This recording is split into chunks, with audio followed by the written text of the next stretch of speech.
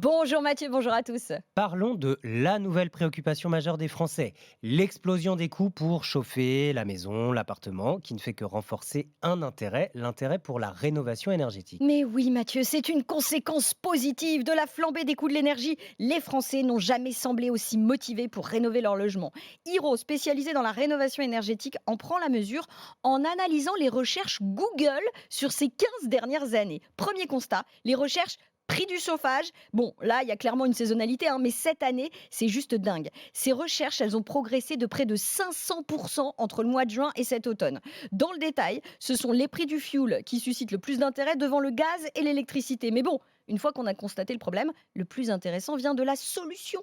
Jamais les Français ne s'étaient autant renseignés sur les travaux à réaliser. Quels travaux précisément? Parce que si c'est juste pour changer des fenêtres, on va pas aller très loin. Ah, je vous sens venir là, Mathieu. Bah justement, on parle de vrais travaux. Figurez-vous que c'est l'idée de changer le système de chauffage de son logement qui arrive largement, très largement en tête des recherches. Derrière, ce sont les travaux d'isolation.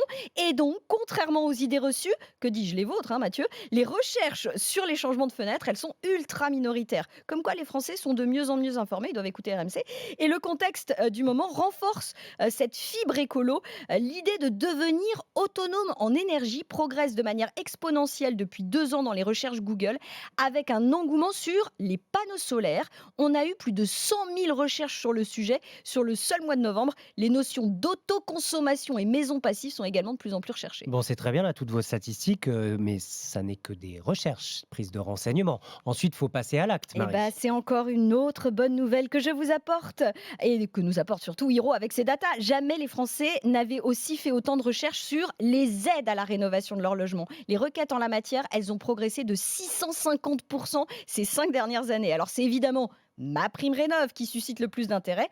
En revanche, malheureusement, les primes liées au certificat d'économie d'énergie, dont je vous avais déjà parlé d'ailleurs, elles semblent encore assez peu connues alors qu'elles sont souvent beaucoup plus puissantes que ma prime rénov.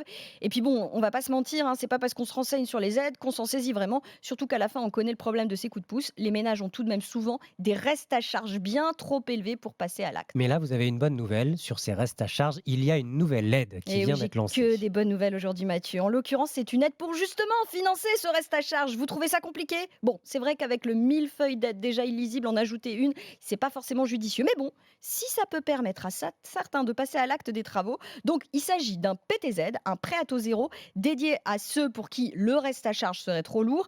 Un PTZ distribué par la plupart des banques et ouvert à tous les bénéficiaires de ma prime rénov. Pas de conditions de ressources, mais dans la limite quand même de 30 000 € de reste à charge à financer.